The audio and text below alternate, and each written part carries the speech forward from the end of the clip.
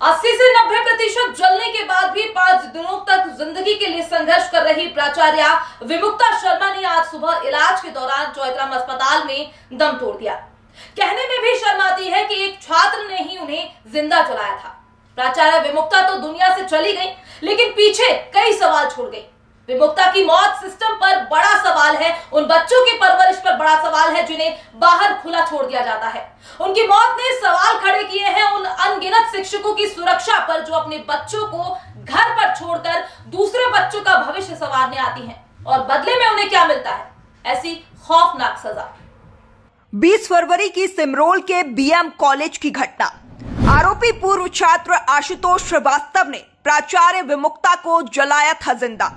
प्राचार्य पर पेट्रोल डालकर आशुतोष श्रीवास्तव ने लगाई थी आग। आग लगने से 80 से 90% तक झुलस चुकी थी विमुक्ता शर्मा। 5 दिन के संघर्ष के बाद आज सुबह विमुक्ता ने तोड़ा दम। पूछताछ में हुआ खुलासा, मार्कशीट नहीं देने से नाराज था आरोपी।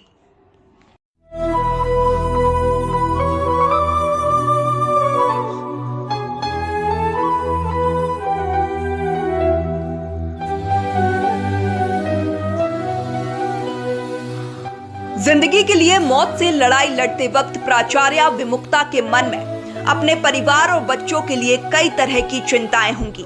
वो जीना चाहती थी, लेकिन शायद मंजूर नहीं था।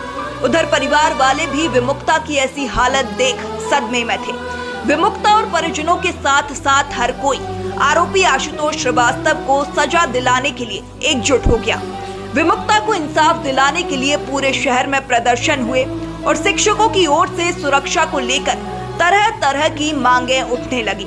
गुरु का अपमान करने वाले ऐसे नाकारा निकम्मे छात्र और धमकियों को गंभीरता से नहीं लेने वाले भ्रष्ट पुलिसकर्मियों के खिलाफ सजा की मांग उठने लगी।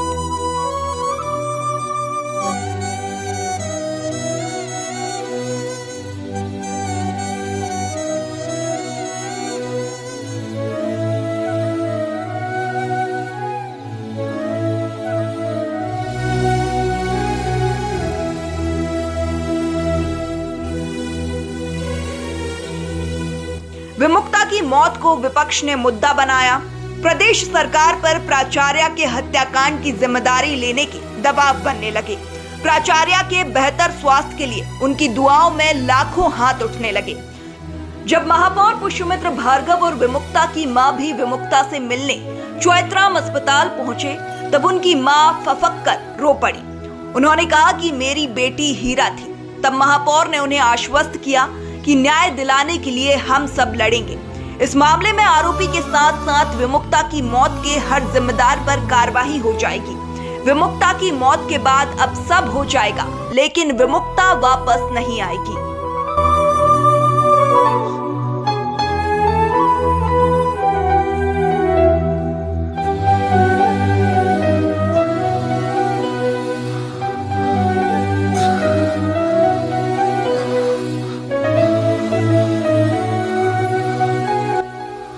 एक सरफरे आरोपी की हरकतों की सजा एक गुरु को मिली। जिम्मेदार आरोपी द्वारा दी गई धमकियों से संबंधी आवेदनों को सरकारी फाइलों में दबाकर चुपचाप सोते रहे। उधर आरोपी उसका काम कर गया।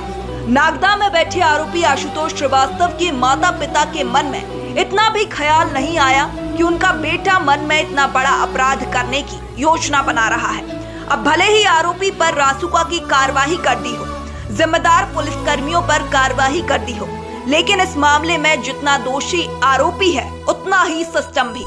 1 साल पहले विमुक्ता ने आवेदन दिया था जिसमें उन्होंने उनकी जान को खतरा होने का जिक्र किया था। 1 साल से आरोपी प्राचार्य की जान लेने की योजना बना रहा था, लेकिन जिम्मेदारों के कान पर जू तक नहीं रेंगी। 1 साल बाद आरोपी ने इतने जघन्य अग्निकांड को अंजाम दे दिया। मामले में एक एएसआई को सस्पेंड कर दिया गया है, लेकिन सवाल यह भी है कि क्यों थाने में दिए गए आवेदन को पुलिस ने लेकर रख लिया और कार्रवाई नहीं की। इस केस में पुलिस की भूमिका की भी जांच होना चाहिए। उधर विमुक्ता शर्मा के परिवार का आरोप है कि उन्होंने छात्र से परेशान होकर 3 से 4 बार सिमरोल थाने में शिकायत की थी। पुलिस ने आरोपी छात्र पर तब एफआईआर दर्ज की जब उसने कॉलेज में चाकू से हमला कर दिया। यदि पुलिस समय रहते कार्रवाई करती तो कॉलेज में आरोपी छात्र आशुतोष श्रीवास्तव ना तो चाकू चला पाता और ना ही यह हादसा होता।